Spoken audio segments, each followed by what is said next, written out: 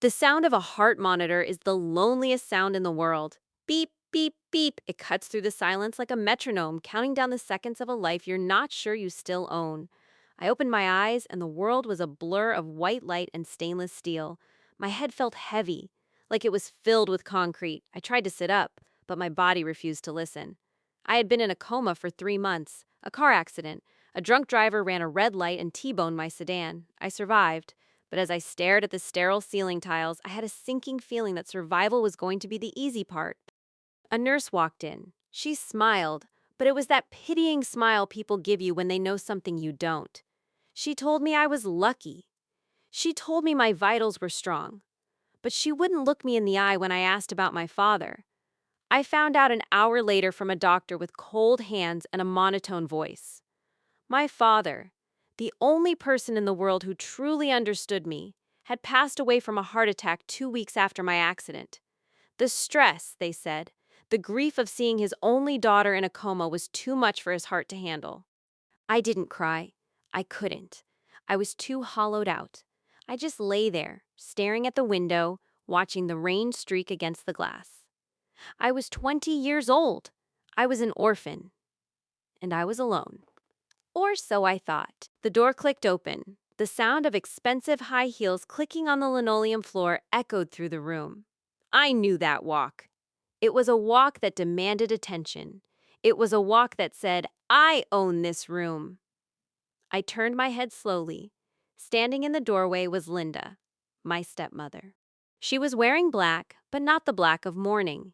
It was a chic, designer black dress that hugged her figure. She was wearing a string of pearls that I recognized immediately. They were my biological mother's pearls, the ones my father had kept in a safe for my wedding day. Linda was wearing them like a trophy. She walked over to the bed. She didn't hug me. She didn't take my hand. She just stood there, looking down at me with a mixture of annoyance and faux concern. You're awake, she said. Her voice was smooth, like velvet wrapped around a razor blade. We were beginning to think you were going to sleep forever, Clara. It was becoming quite expensive to keep you here. Hello, Linda, I rasped. My voice sounded like sandpaper. She sighed, checking her diamond-encrusted watch. Look, Clara, I'm glad you're back among the living, really. But we have business to discuss. Your father's passing left things complicated. He didn't have a will. Or rather, the will he had was outdated. It left everything to his spouse. Me. I stared at her. I knew my father. He was meticulous. He would never leave me with nothing. But I was too weak to argue. What about the house? I asked. The house was a sprawling Victorian estate on the cliffs. It was where I grew up. It was where my mother died. It was the only physical piece of my history I had left. Linda laughed lightly. It was a cruel tinkling sound. Oh, sweetie, the house? It's gone. My heart skipped a beat. Gone? What do you mean gone? I sold it, she said, examining her manicured fingernails. Last week, it was too big for one person, too much maintenance, and frankly, it smelled like old memories. I got a fantastic cash offer from a developer. They're going to tear it down and build luxury condos. Tear it down? I tried to sit up, ignoring the pain shooting through my ribs. You can't do that. That's my home. That's where my mother's garden is. It was your home, Linda corrected, her eyes narrowing. Now, it's a construction site. I've already moved into a penthouse in the city, much more my style. And don't worry, I put the proceeds of the sale into a very secure account. My account. I felt like I was drowning. The house was everything. But then I remembered something else. Something more important than bricks and mortar. Where is Buster? I asked. Buster was my golden retriever. He was 12 years old. He had arthritis. He needed medication twice a day. He was my best friend. Linda wrinkled her nose. The dog? Oh, Clara, be realistic. I couldn't take a shedding, limping animal to a penthouse. It's against the HOA rules. Where is he, Linda? I screamed, my voice cracking. I sent him to a farm, she said vaguely. Or a shelter, I don't remember. I paid a handler to take him away. He's probably better off. Something inside me snapped. It wasn't a loud snap, it was quiet. It was the sound of a steel door locking shut. The grief evaporated. The sadness vanished. In its place, a cold, white-hot rage began to fill my veins. She had taken my father's money. She had sold my mother's house. And she had thrown away my dog like he was garbage. She thought she had won. She thought she was talking to a broke 20-year-old college student who had nothing but a hospital gown. She didn't know about the trust fund. See, my father wasn't the only one with money. My biological mother came from old money, oil money. And when she died, she left her entire estate to me in a blind trust that unlocked the moment I turned 20. My father knew about it, he respected it, he never touched a dime. He kept it a secret from Linda because he knew exactly what kind of woman she was. He wanted to protect me. Linda thought she was the queen of the chessboard. She didn't realize she was standing on a trap door. If you have ever dealt with a toxic family member who cares more about money than people, hit that like button. We are about to show Linda that some things are not for sale. I took a deep breath. I forced my face to relax. I needed her to think she had won. I needed her to let her guard down. Well, what? Lycat whispered, looking down at my hands. I understand. You did what you had to do. Linda smiled, relieved. I knew you'd be sensible, Clara. You were always the practical one. Look, once you're discharged, I've arranged for you to stay at a hostel downtown for a week. After that, you're on your own. I'm not running a charity. You're an adult now. Welcome to the real world. She patted my foot, not my hand, my foot like I was a pet. Then she turned and walked out, her heels clicking a rhythm of victory. I waited until her footsteps faded down the hallway. Then I reached for the bedside table. My personal belongings were in a plastic bag. My phone was smashed, but my laptop was there. I pulled it out. I opened it. I didn't log into social media. I logged into my bank. Jeez, and es spökt freebie. I typed in my secure key. The screen loaded. A account holder, Clara E. Sterling. Balance, $154 million. I stared at the number. It was more than I remembered. The investments had done well while I was asleep. Linda had sold the house for maybe $5 million. She thought she was rich. I wasn't rich. I was a whale. I opened a new tab. I searched for the property records of my childhood home. Status, pending sale. Lender, First National Bank of Hamptons. I knew that bank. It was a small, regional bank. My father used to play golf with the owner, Mr. Henderson. It was the bank Linda used for everything. Her mortgage, her credit cards, her car loans. Everything was tied up in First National. I picked up the hospital phone.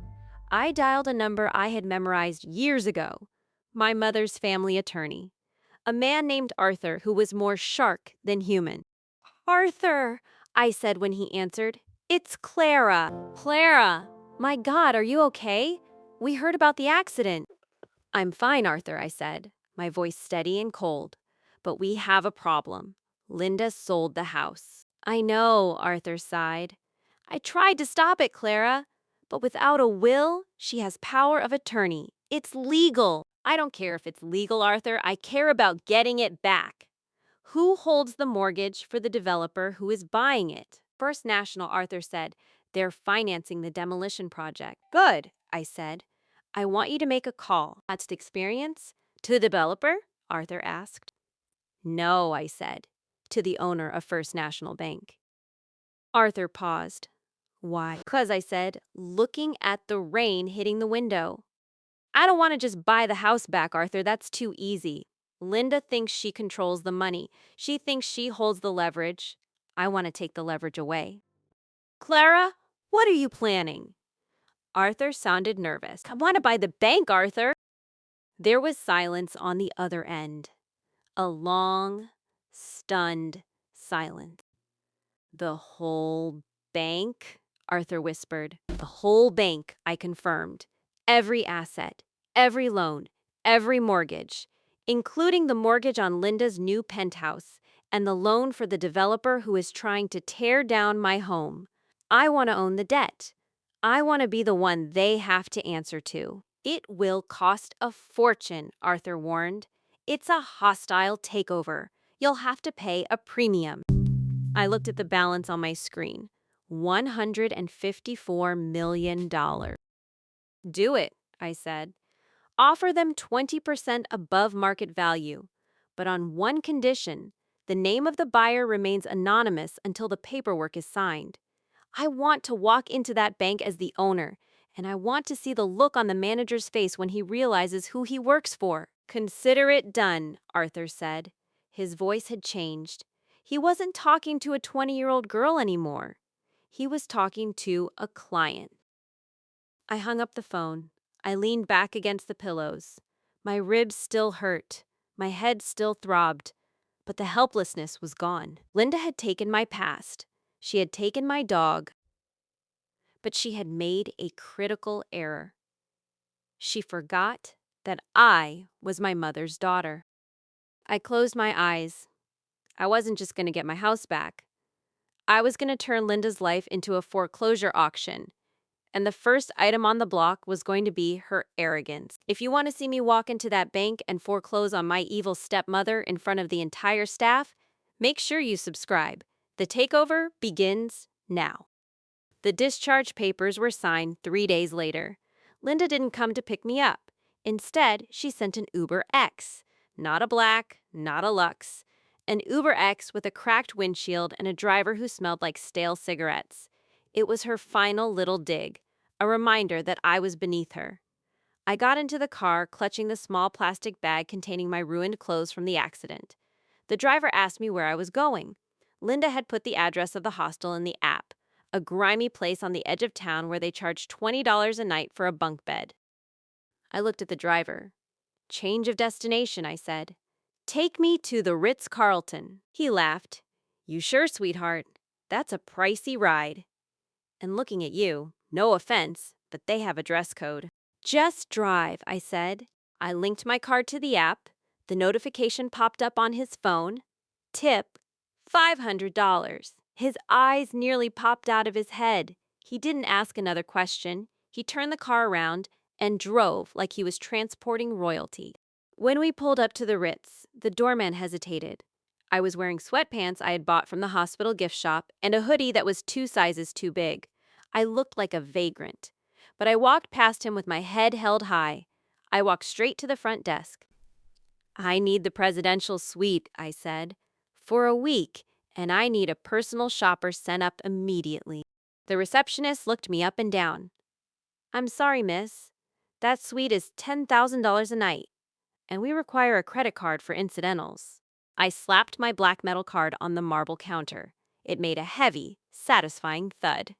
Run it, I said, and add a bottle of Dom Perignon to the room service order. I have a purchase to celebrate. An hour later, I was standing in a marble shower, scrubbing the hospital smell off my skin. The hot water felt like a baptism. I washed away the coma. I washed away the grief. I washed away the weak, helpless Claire that Linda thought she could trample on. When I stepped out, the personal shopper had arrived. Racks of clothes lined the living room. Gucci suits, Prada heels, cashmere coats. I didn't look at the price tags. I didn't care. I chose a sharp, navy blue power suit and stilettos that looked like weapons. I looked in the mirror. The bruising on my face had faded to a pale yellow, easily covered with foundation. My eyes were sharp. I looked like my father, but I had my mother's fire. My phone rang. It was Arthur. It's done, he said. His voice was trembling slightly. The board accepted the offer. The wire transfer just cleared. You are now the sole owner of First National Bank.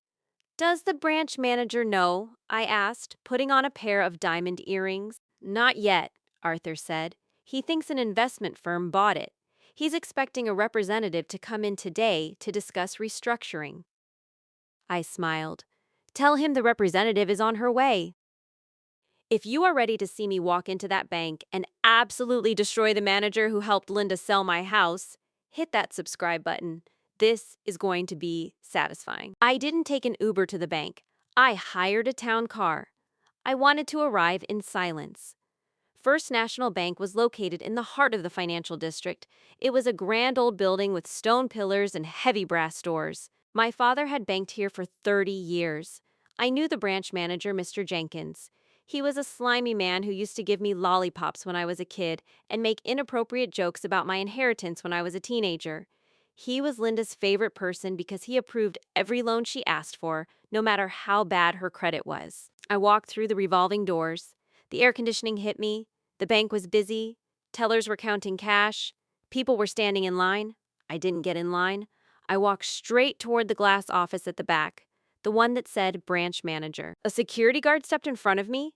"Ma'am, you can't go back there. Mr. Jenkins is in a meeting. He's waiting for the new owners." "I am the new owner," I said, not breaking stride. The guard blinked. He looked at my suit. He looked at my face.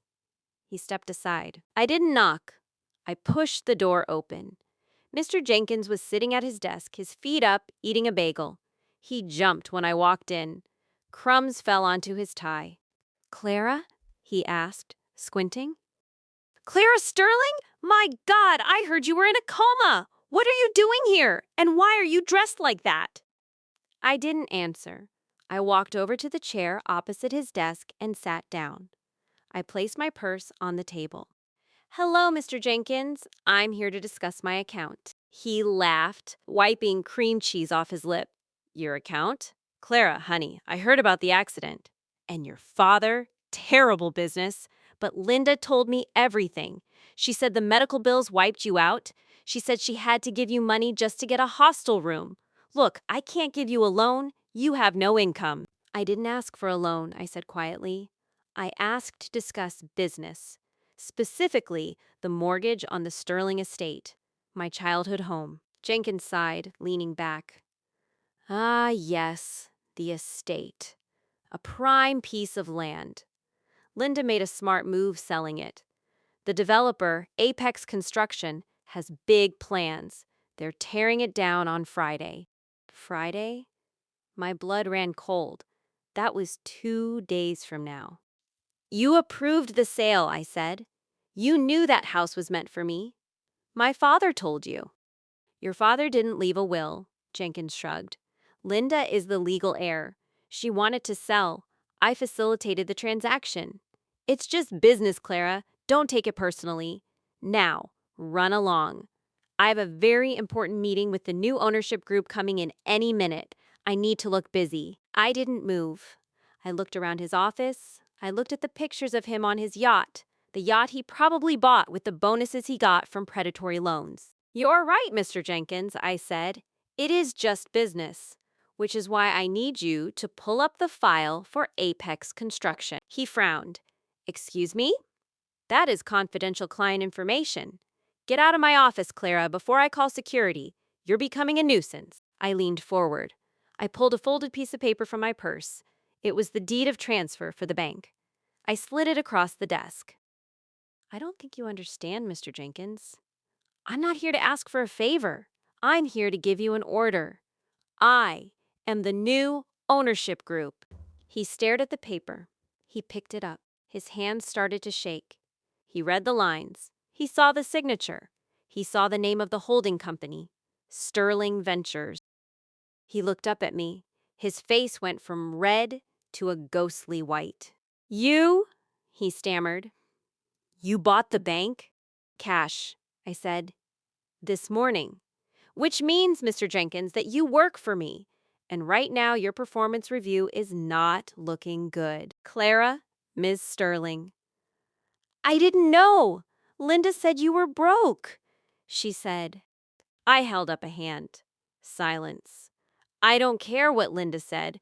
I care about my house. Now pull up the Apex Construction loan. Immediately." He scrambled to his keyboard. He typed so fast, he nearly broke a finger. The screen popped up. "Here," he squeaked. "It's here. The loan is approved. The demolition permit is signed. The crews are scheduled for Friday morning at 8 a.m. "Who holds the note?" I asked. Here. "We do," he said. "First National holds the construction loan." "Excellent," I said. "Revoke it." He gaped at me. "What?" I can't just revoke a $20 million loan. The contract is signed. They'll sue us. Let them sue, I said calmly. I have better lawyers. Find a clause. Any clause. Environmental hazard. Historical preservation. A missing signature. I don't care if you have to invent a reason. Pull the funding. If the money stops, the bulldozers stop. What? That's unethical, he protested. Unethical? I laughed. You helped my stepmother sell my inheritance while I was in a coma, Mr. Jenkins. Do not lecture me on ethics. Do it, or I will fire you right now and ensure you never work in finance again. I will blacklist you so hard you won't be able to get a job as a bank teller at a grocery store. He gulped. He turned back to the screen. He started typing.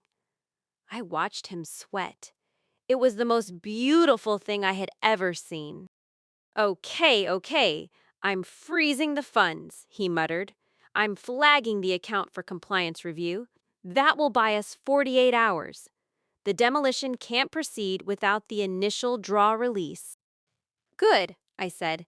Now pull up Linda's file. He hesitated. Linda's? Yes, Linda Davidson. Or Linda Sterling, whatever she's calling herself these days. I want to see everything. Her mortgage, her credit cards, her cash flow. He pulled it up. I walked around the desk to look at the screen. It was worse than I thought. Linda was living like a queen, but she was spending like a drunk sailor.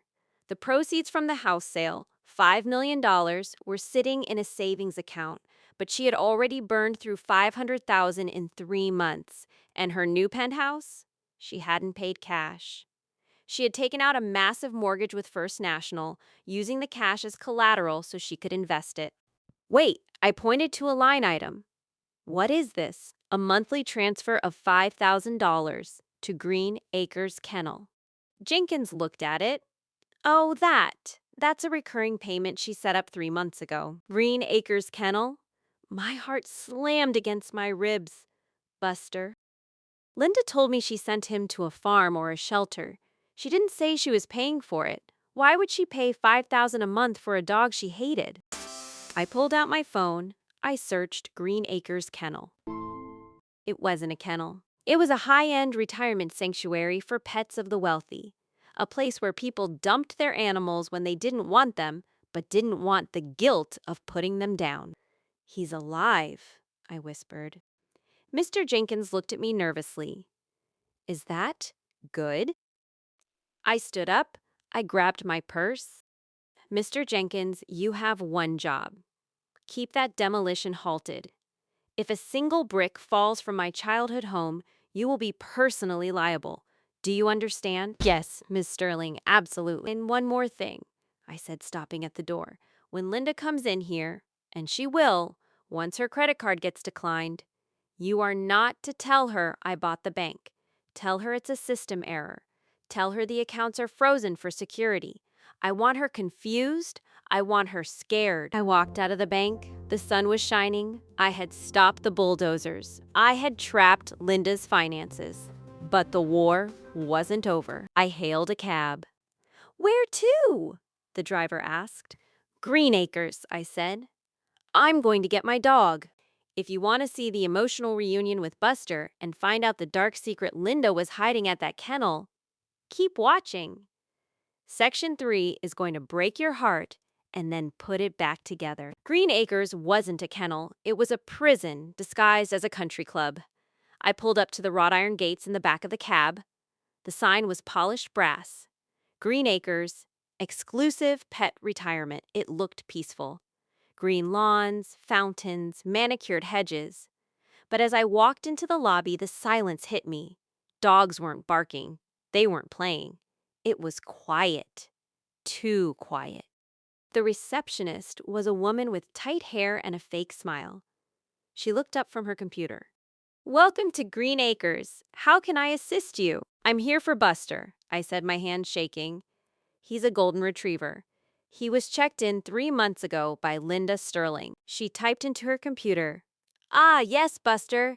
He's in the Diamond Wing, Suite 4. But I'm afraid visiting hours are for owners only. Are you Miss Sterling? I'm her stepdaughter, I said, and I'm here to take him home. She frowned. Take him home? Oh, I can't allow that. Miss Sterling paid for a 6-month package in advance. The contract is very specific. The animal is to remain on the premises until the term expires. No unauthorized withdrawals. I stared at her. Withdrawal? You're talking about him like he's a bank deposit. He's a dog. He's my dog. I understand you're emotional, dear, she said condescendingly. But policy is policy.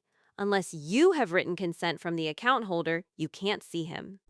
I felt that familiar rage bubbling up, the same rage I felt at the bank. But this was different. This wasn't about money. This was about family. I leaned over the counter. Listen to me very carefully. Linda Sterling stole that dog from my house while I was in a coma. She is currently under investigation for fraud. And if you don't let me back there right now, I will call the police and report this place for holding stolen property. Do you want police cars rolling up your driveway in front of your wealthy clients? The receptionist paled. She looked at the phone. She looked at me. I don't want any trouble, she stammered. Then give me the key card, I demanded. She hesitated, then slid a plastic card across the desk. Suite 4. Down the hall to the left. Please, just be quick. I grabbed the card and ran. I didn't walk. I ran down the hallway. It smelled like lavender and bleach. I passed glass doors. Inside, I saw poodles and bulldogs lying on leather sofas, watching TV. They looked bored. They looked lonely. This was where rich people parked their guilt. I reached Suite 4. My heart was pounding in my throat. I swiped the card. The light turned green. Click! I pushed the door open. It was a small room with a window overlooking a fake garden. There was a plush bed in the corner, and there, lying with his head on his paws, facing the wall, was Buster. He looked thinner. His golden fur was dull. He didn't move when the door opened. He probably thought it was just the feeder coming to drop off a bowl of gourmet kibble. Buster, I whispered. His ears twitched. He lifted his head slowly. He turned around. His eyes were cloudy with age and sadness.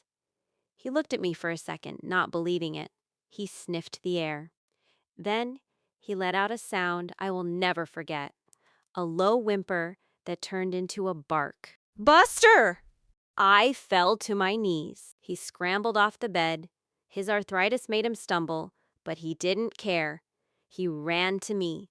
He buried his face in my neck. He was crying. I was crying.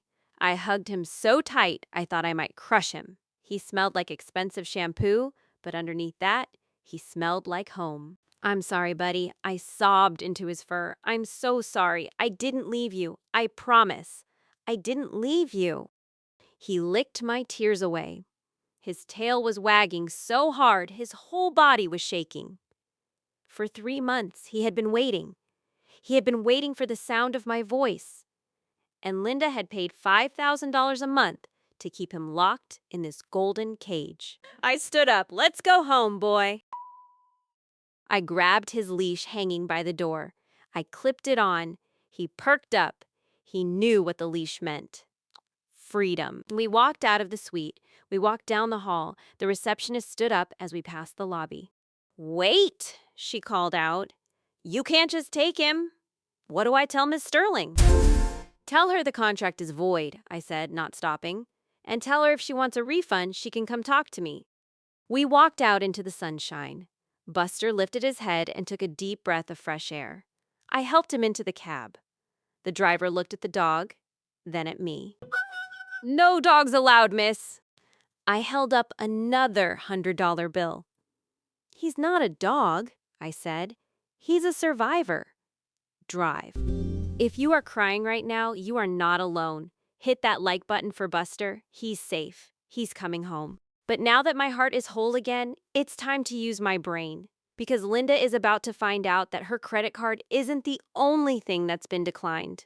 We got back to the Ritz-Carlton. The doorman smiled when he saw Buster. A new guest, Miss Sterling? Yes, I said. He needs the finest steak you have. Medium rare. Cut into bite-sized pieces. Room service. Buster lived like a king that night. He slept on the foot of my bed, snoring loudly. It was the best sleep I'd had in months. But the next morning, the war resumed. Demolition. It was Friday. Demolition day. I woke up at 6 a.m. I checked my phone. I had 5 missed calls from Mr. Jenkins at the bank and 3 voicemails from a number I didn't recognize. I listened to the voicemail. Miss Sterling?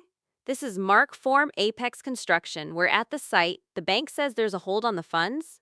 We have the bulldozers here. We're burning daylight. We need the green light or we're walking. I smiled. The hold worked. Then my phone rang again. It was Linda. I let it ring. She called again. I let it ring. She called a third time. I have to get to this. Clara, she screamed. Where are you? Good morning, Linda, I said, stretching. I'm in bed. Why are you shouting? My cards aren't working, she yelled. I'm at the spa. I tried to pay for my facial and my card was declined. I called the bank and Jenkins is refusing to speak to me. What did you do? Me? I asked innocently. What could I do? I'm just a broke college student living in a hostel, remember? Don't play games with me, she hissed. I know you went to the bank yesterday. The teller told me you were there. Did you beg Jenkins for money? Did you tell him some sob story to freeze my accounts? I didn't tell him a sob story, Linda, I said, petting Buster. I told him to do his job. Maybe you spend all the money? I mean, $5,000 a month for a dog you hate? That adds up. Silence. Heavy, terrified silence. You know about the dog? Looks a klonse pine va today. I looked at Buster, who was wagging his tail. I know everything, Linda. I know about the dog. I know about the house. I know about the developers. And I know that right now you are standing at a spa reception desk looking very embarrassed because you can't pay for your cucumber mask. Listen to me, you little brat, she threatened, her voice dropping low. If you interfered with my money, I will sue you. I will drag you through court until you have nothing left. You can try, I said. But lawyers cost money, Linda, and you don't have any. Oh, and one more thing. What? She snapped. The demolition? I said. It's canceled. I'm on my way to the house now. If you want to stop me, feel free to come. But bring cash. The toll booth doesn't accept declined credit cards. I hung up. I got out of bed. I put on my power suit. Come on, Buster, I said. Let's go save our house. We arrived at the estate an hour later. It was chaos. Huge yellow bulldozers were parked on the lawn. Men in hard hats were standing around, smoking cigarettes, looking annoyed. The foreman saw me get out of the town car. He walked over. Are you the bank rep? He asked. Look, lady, we're on the clock. Do we tear it down or not? I looked at the house. My mother's roses were overgrown but blooming. The porch swing was still there. It looked sad, abandoned, but standing. I looked at the foreman. Send them home, I said. Home? He asked. You mean cancel the job? I reached into my purse. I pulled out a checkbook. My new checkbook. The one with Sterling Ventures printed on the top. I wrote a check for the cancellation fee. It was $50,000. I ripped it out and handed it to him. Pack it up, I said. This house isn't going anywhere. The foreman looked at the check. He whistled. All right then, you're the boss. He turned to his crew. All right, boys, load 'em up. Job's dead. I watched the bulldozers back out of the driveway. The heavy engines roared and faded away. The dust settled. Silence returned to the cliffside. I walked up the steps. I put my hand on the front door. It was locked. But I knew where the spare key was. My father always hid one inside the hollow statue of the lion on the porch. Linda never knew. She always used the electronic keypad. I reached into the lion's mouth. The cold metal key was there. I unlocked the door. I walked in. It smelled empty. The furniture was gone. Linda had sold it all. But the walls were still there. The memories were still there. And then I heard tires screeching in the driveway. I turned around. Linda's convertible skidded to a halt. She jumped out. She wasn't wearing her usual perfect makeup. Her hair was messy. She looked frantic. She saw the empty lawn where the bulldozers used to be. She saw me standing in the doorway with Buster. She ran up the steps. "What did you do?" she screamed. "Where are the workers? I need that sale money. The contract closes today." I leaned against the doorframe. "The sale is dead, Linda." Apex pulled out. Financing fell through. "You witch!" She lunged at me. "You ruined it! I need that money. I have payments due." "Anja?" "I know," I said calmly. "I own the bank, remember?" She froze mid-step. "What did you say?" "I bought the bank, Linda," I said. "First National. The one holding your mortgage. The one holding your credit cards. I bought it. All of it. Which means I'm your landlord. And I'm your creditor." She stared at me. Her mouth opened and closed like a fish. You bought the bank? With what money?" "You have nothing." I pulled up my banking app on my phone. I showed her the balance. Ta-da! $154 million. "Trust fund," I whispered. "Mom's money. The money Dad kept safe from you." She looked at the screen. She looked at me. Her legs gave out. She sat down on the porch steps, putting her head in her hands. "Or I'm ruined," she whispered. "Not yet," I said. "But you're about to be. Because I'm foreclosing on your penthouse, Linda. Today. And since you sold all the furniture from this house, I assume you have nowhere to sit." I looked at Buster. He growled at her. A low, deep rumble. He remembered her. "Get off my porch, Linda," I said, before I call animal control. "I hear they have a shelter for strays downtown. If you want to see the final showdown where I evict Linda from her penthouse and find the secret she hid in my father's safe, subscribe now. The finale is going to be explosive." I didn't stay at the empty house long. I couldn't. It was full of ghosts. I locked the front door, put the key back in the lion's mouth, and got back into the car with Buster. We had one last stop to make. The penthouse. Linda had driven off in a panic, speeding down the highway to try and save her jewelry before the locks were changed. She didn't know that I had already called the building management. As the new owner of the mortgage note, I had declared the property in default. The foreclosure wasn't going to take months, it was going to take minutes. When I pulled up to the luxury high-rise downtown, there was already a commotion in the lobby. The doorman, a nice guy named Sam who remembered me from when I used to visit my dad, tipped his hat. "Miss Sterling," he said, "the police are upstairs. She's causing a scene." I took the elevator up to the 40th floor. The doors opened, and I could hear her screaming from the hallway. The door to the penthouse was wide open. 2 police officers stood there, looking bored. Inside, Linda was frantically stuffing Louis Vuitton bags with silverware, vases, anything she could grab. I walked in. Buster trotted beside me, looking around the fancy apartment with disdain. Linda saw me. She dropped a silver candlestick. It clanged loudly on the hardwood floor. "You!" she shrieked. "You did this! You called them!" I stepped over the candlestick. "Actually, Linda, the bank's automated system flagged the foreclosure. I just expedited the paperwork. You see, when you use a property as collateral for a loan you can't pay, the bank tends to get possessive. And since I am the bank, well, you get the idea." "Officer," she pleaded, turning to the cop, "you can't let her do this. This is my home. I have rights. Squatter's rights." The officer checked his clipboard. "Ma'am, the deed has been transferred. You are technically trespassing. We gave you an hour to collect personal essentials. Silverware is not an essential." I walked past her into the living room. It was decorated in white and gold. Soulless. But in the corner, hidden behind a tacky velvet chair, I saw it. My father's safe. It was a heavy, titanium steel box. Linda had dragged it here from the main house.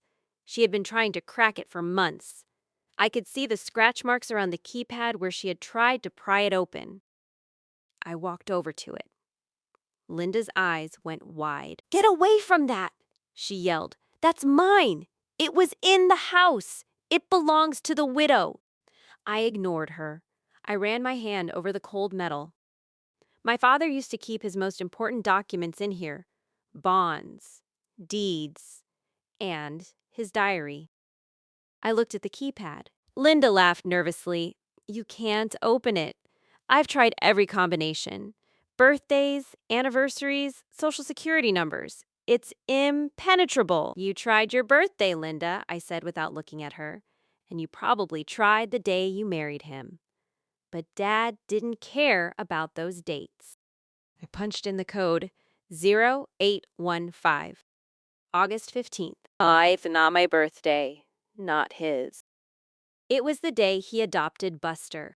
The day he said our family was finally complete. Beep. Click. The heavy door swung open. Linda gasped. The room went silent. Even the police officers stopped watching her to look at what was inside. It wasn't full of cash. It wasn't full of diamonds. There was a single thick manila envelope and a small leather-bound book. Gary eaten sheen and took them out. I opened the book first. It was his diary. I flipped to the last entry, dated 3 days before he died. I read it aloud. "Linda is pushing me to sign the new will. She's aggressive. She changed my medication again. I feel dizzy all the time. I don't trust her. If anything happens to me, tell Clara to look in the envelope. I hid the real will in here. I never filed the one Linda typed up." I looked up. Linda was pale. She looked like she had seen a ghost. "You changed his medication?" I whispered. "It's a lie!" she screamed. "He was senile. He didn't know what he was writing." I opened the envelope. Inside was a legal document, notarized and signed. Last will and testament of Thomas Sterling. I scanned the pages. "I leave my entire estate, including the house, the savings, and the life insurance policy, to my daughter, Clara Sterling. To my wife, Linda, I leave the sum of $1 on the condition that she never contacts my daughter again." $1. I held up the paper. "He didn't die intestate, Linda. He left a will. You lied. You told the lawyers there was no will so you could claim spousal inheritance. That's fraud. That's perjury. And if the toxicology report on his exhumed body matches what this diary says about the medication, that's homicide." Linda backed away. Her heels wobbled. "No, no, you can't prove that. I burned the other copies." "You burned the copies," I said, stepping closer. "But you were too greedy to burn the safe. You thought there was money in here, didn't you? You dragged this heavy box all the way to this penthouse hoping for a payday. And instead, you dragged your own prison sentence right into your living room." "Officer," I said, turning to the police, "I'd like to file charges: grand larceny, fraud, and I'd like to request an immediate investigation into the death of Thomas Sterling." The officer stepped forward. He pulled out his handcuffs. "Linda Sterling, you are under arrest." Linda screamed. It was a primal, ugly sound. She tried to run for the door, but the second officer blocked her path. They grabbed her arms. They spun her around. Click, click. The cuffs were tight. "I didn't do it," she yelled as they dragged her out. "It was his fault. He wouldn't give me the money. I deserved it. I put up with him for 10 years. I watched her go. I watched the elevator doors close on her screaming face. The silence returned to the penthouse. I looked down at Buster. He was sitting by the safe, his tail wagging slowly. He knew. I picked up the diary and the will.